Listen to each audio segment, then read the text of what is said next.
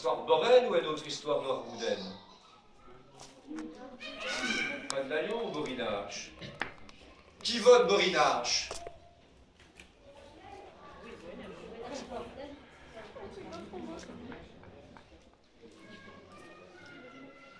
Allez, borinage.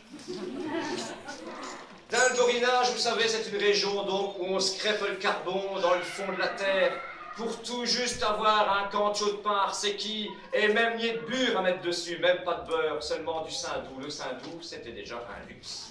Et le borinage, autant dire que c'est le trou de cul du monde. Mais Brahmin, tout au fond, tout au fin fond du borinage, il y a un petit village qui s'appelle El Pasturage. Pâturage, actuellement. Et tout au fin fond de Pâturage, il y a un endroit qui porte bien ce nom, qui s'appelle El Cul du Gvaux. Le cul du cheval, le cul du Gvaux, c'est le coron le plus misérable de tout le borinage.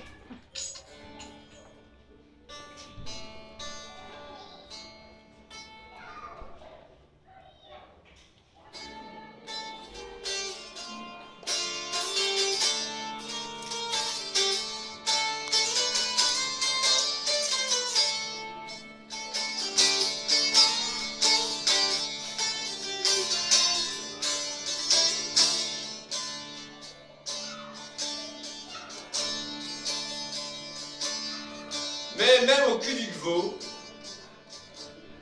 il y a de la beauté, il y a de la vie, il y a de la magie. Et il y a une jolie coumère qu'on appelle le Petit Hortense. Le Petit Hortense, on dit d'elle, quand elle danse au bal, parce qu'il y a quand même bal parfois, elle est tellement subtile qu'elle fera 4 pas sur une brique. Tellement elle est agile, tellement elle est gracieuse et élégante quand elle danse. Elle est toute petite, mais c'est un concentré de beauté et de grâce. Et les jeunes garçons, de tout son coron, de tout son village, de toute une région et de toute génération, la nuit rêvent de Petite Hortense, et le jour aussi.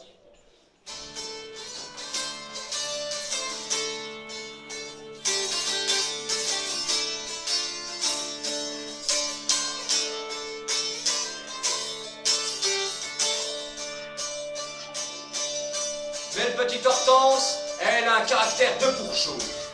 Elle n'a jamais voulu admettre qu'un jeune ouvrier vienne lui déclarer sa flamme. À chaque fois qu'il vienne toquer à l'huche de Petite Hortense pour lui dire « Je vous vois volontiers, je vous aime, Petite Hortense », elle le reçoit avec une hauteur incroyable pour une toute petite couleur comme ça. Et le gars, autant dire, passez-moi l'expression, il s'en va avec ce brimbion interlégant.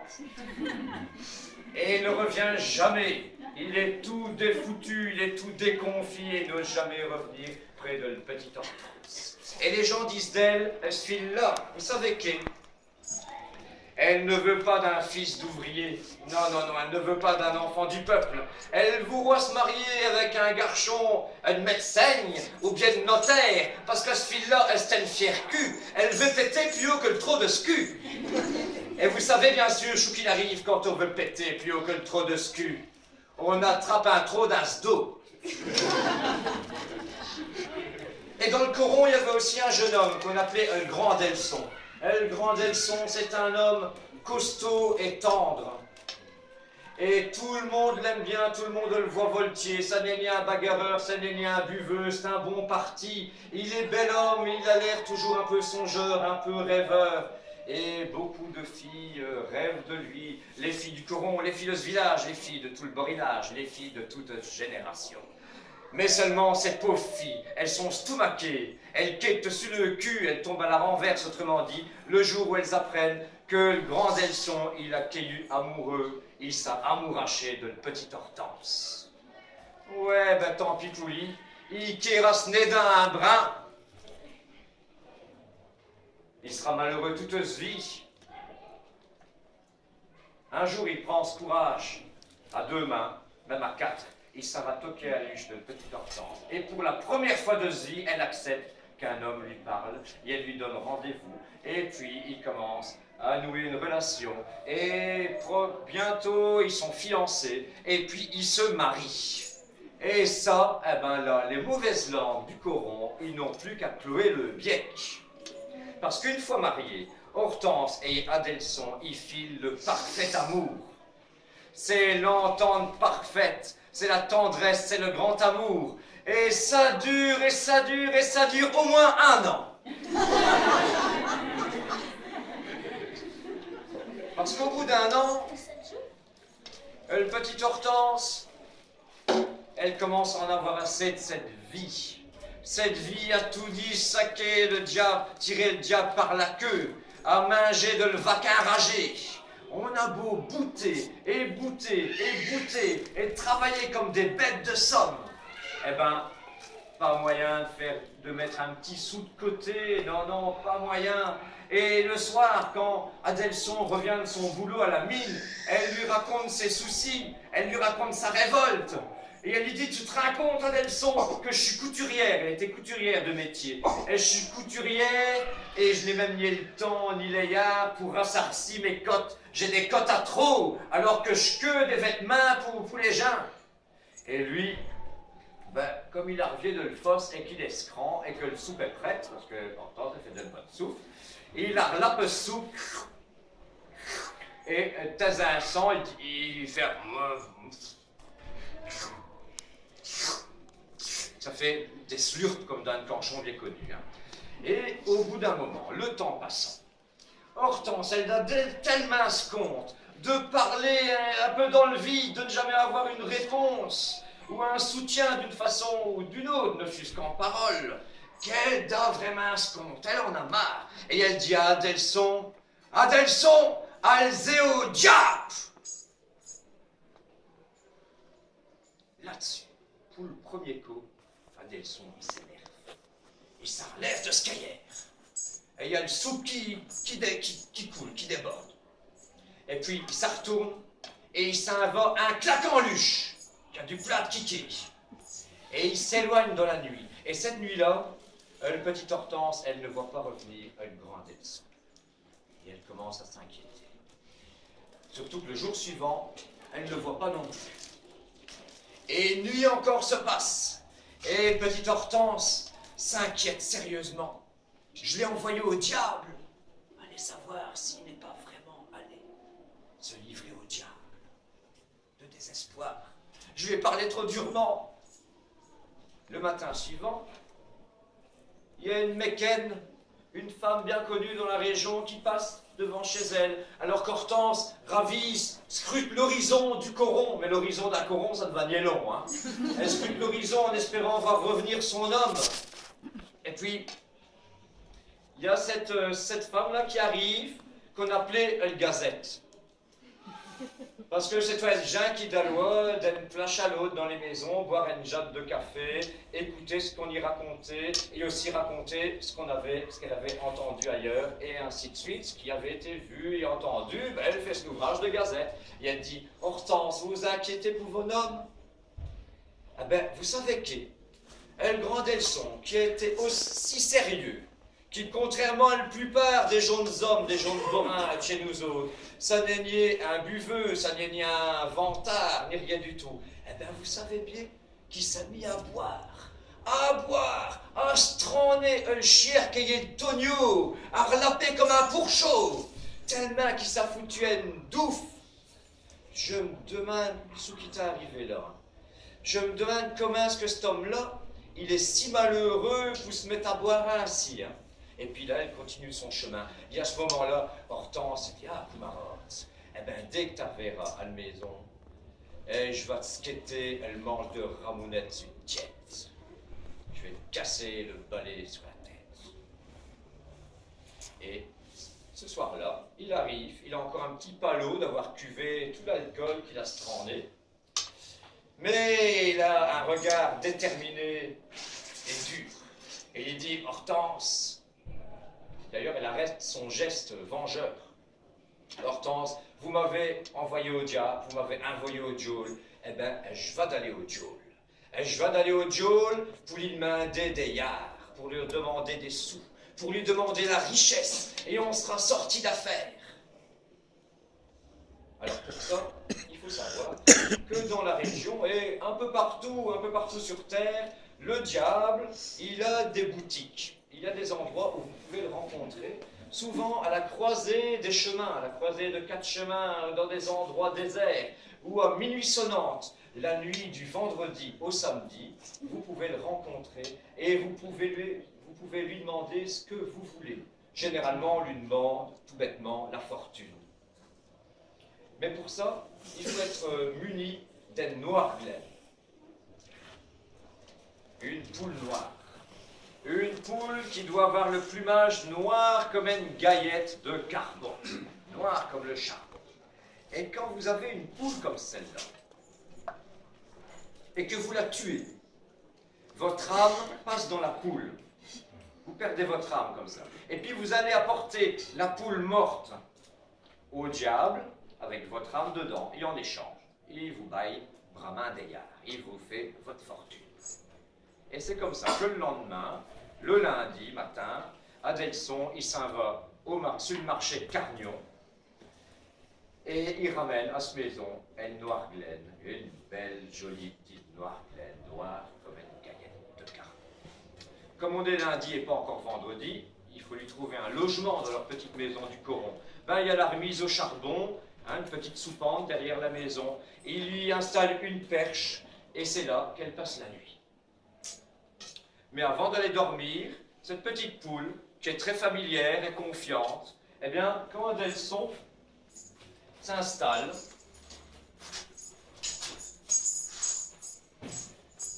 une petite glaine, elle vient sur ses coups, elle vient sur ses genoux, elle s'installe, et au début, il est un peu interloqué, puis, oh, mais qu'elle est brave, et il commence à la caresser. Et à partir de ce soir-là, chaque soir, c'est pareil. La petite poule vient, elle s'installe sur les genoux d'Adelson, et il passe sa soirée, songeur, à caresser sa poule. Et ce vendredi-là, comme les autres jours, il caresse sa poule. Et puis toute une semaine passe, et le vendredi suivant, alors qu'il a promis d'aller vendre son âme au diable avec cette fichue poule, eh ben, il est toujours là à la caresser. Et Hortense commence à s'impatienter, et chaque vendredi soir, elle croise les bras, elle tape du pied, et elle attend, en se disant, mais quel vantard, on promet des choses, et puis après on joue avec mes pieds comme ça, pendant des semaines de long. En fait, Adelson, c'est pas tellement qu'il ait peur de rencontrer le diable, c'est pas ça le problème. Vous l'avez compris, elle est si gentille, elle est si familière, aussi affectueuse, même plus qu'un chat ou un chien. Alors comment voulez-vous? Il n'a pas envie de la tuer. D'un autre côté, il a promis, il sait bien, alors il va le faire. Mais comment? Ce qu'il aimerait, c'est trouver une solution pour la tuer en douceur. Alors comment faire? Alors quand il la caresse comme ça, si elle savait, la pauvre bête, il la caresse, et d'un stiet, ça tourbine, ça turbine. Il la caresse et il dit, bon, comment est-ce que je vais faire? Est-ce que je vais lui tortiller ce goyer? Non, c'est trop brutal. Oui, mais c'est rapide. Non, c'est trop brutal. Bah, un coup d'apiette et de sa tiraillée, schlac, je lui coupe stiette. Un coup de hache, un poc. Comme on fait d'habitude. Mais non, non, non, moi j'ai vu plus d'une fois des poules courir en rond, la tête coupée. C'est trop cruel. Alors qu'est-ce que je vais faire? Au bout d'un temps, après quelques semaines d'intense réflexion, il a une idée. Et ce soir-là, il y a eu une communication télépathique, je crois, entre Hortense et Adelson, parce qu'elle a déjà posé le bouteille sur la table. Voilà. On va faire un peu comme le dernier vers du condamné. Sauf que le dernier vers, ce sera à la fois la consolation et à la fois l'exécution de la victime.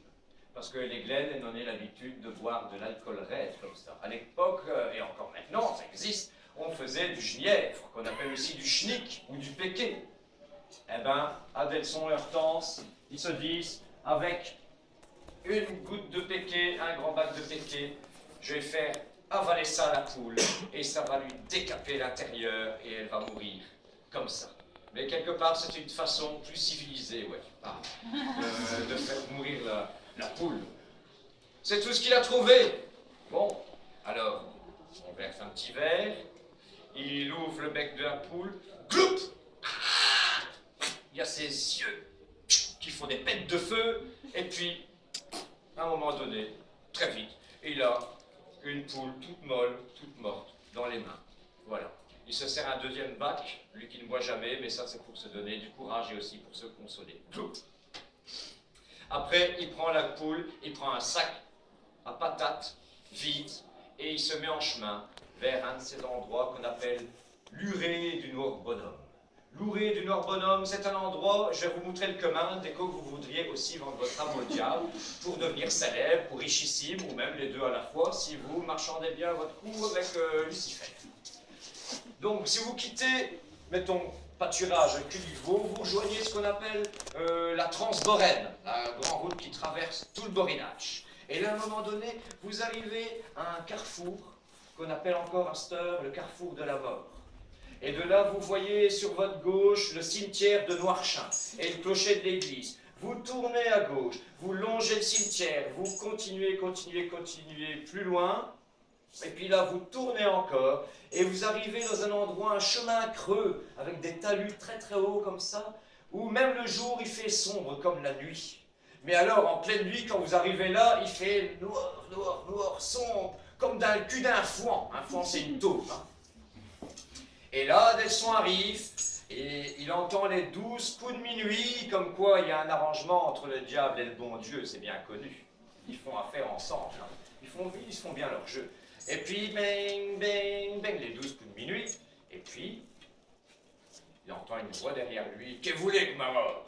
Il se retourne et dans l'obscurité, là, il ne distingue pas très bien, mais il voit les yeux brillants du diable. Et il imagine plus qu'il ne voit ses cornes et ses barbiches, mais en tout cas, c'est sûr, dans cet endroit-là, à minuit sonnante et dans ces circonstances-là, ça ne peut être que le diable en personne.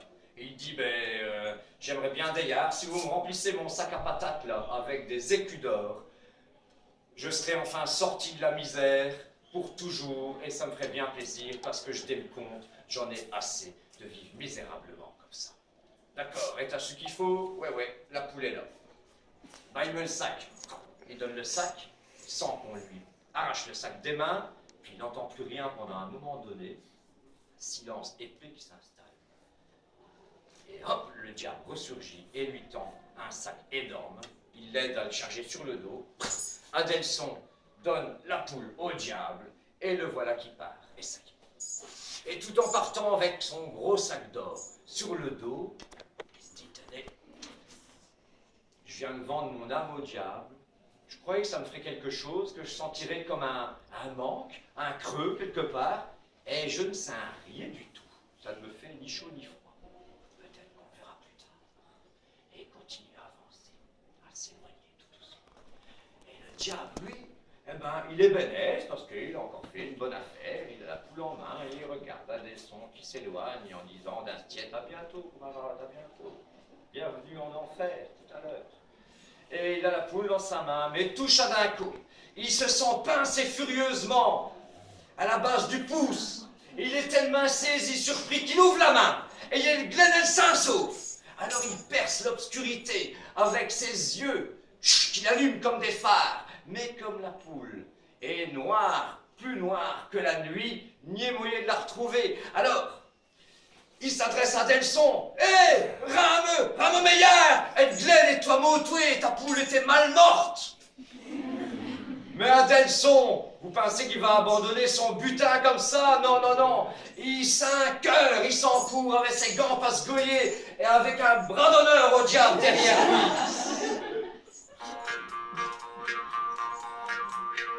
Et il trace à toute allure à travers le carrefour de Mort.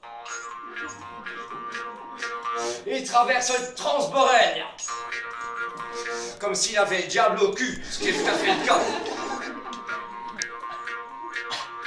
Si quelqu'un avait été sur son chemin, ça aurait été comme quand vous êtes sur les rails du tram.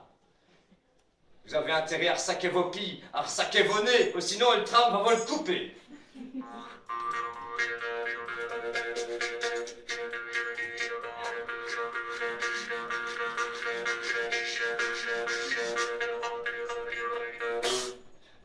Le v'là enfin arrivé devant l'huche de cette maison. Et là, sur le seuil de cette maison, il y a Hortense, qui s'était inquiétée pour se nomme quand même. Après coup, en disant, ouais, quand même, je l'ai envoyé au diable, mais c'était à lui aussi de pas promettre des choses comme ça et tout. Mais en fait, elle est elle est contente. Elle a l'esprit léger quand elle le voit revenir, parce que la poule est revenue avant lui, elle a couru comme une fêle. Hop, et elle est là, et elles sont là toutes les deux sur le seuil de la maison pour l'accueillir. Et Adelson et Hortense se jettent les uns sur les autres, poussent un brachet, et leur amour en est tout renouvelé. Et c'est reparti pour un tour, et ce coup-ci ça a duré long main. Surtout que de toute façon, les sous du diable, en fait, c'est une affaire rondement menée. L'argent du diable, il est là, il y a un gros sac rempli de pièces d'or. Et tout le monde est content. Ils se sont retrouvés, les deux amoureux. Ils ont la fortune avec eux. Et la poule est sauvée, elle est encore vivante. Et elle aussi, elle rentre dans la maison, elle rebondit sur le cahier, elle saute sur le cahier, et de là sur la table de la cuisine, et elle s'en va se ranicher contre une bouteille de péquet. Alors on lui sert un petit verre.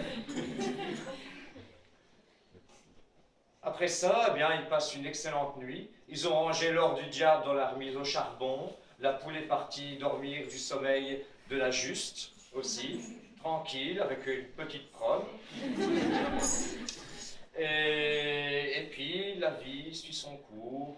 Et bon, la vie est dure, mais l'argent est là pour quand ils auront des enfants et ils pourront faire des études, aller à l'université, ils pourront bientôt s'accater à une grande maison quand la famille va s'agrandir, quand ils auront plein d'enfants et tout. Ils peuvent enfin faire des projets d'avenir.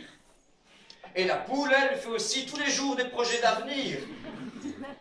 La bouteille de péquet. Et 2 ou 3 fois par jour, quand il revient de son ouvrage à Delson, elle insiste et puis il ne peut pas lui refuser ça. Et la poule, elle boit son verre de schnick. Et au fur et à mesure, il y a ce penche qui gonfle à la poule. Et elle bouge de moins en moins. En fait, elle ne va plus dormir sur la perche dans la remise au charbon. La perche n'est plus assez solide, elle plie. Et la poule, là comme ça, et elle passe sa journée à côté de la bouteille. Parce qu'elle s'artrouve, il y a une expression, j'aime beaucoup aussi, c'est avoir l'air d'une glène qui a trouvé un couteau. Hein, qu'est-ce que vous voulez faire quand vous êtes une poule et que vous n'avez pas de main et qu'on vous donne un couteau, qu'un futeux, tel des pétotes.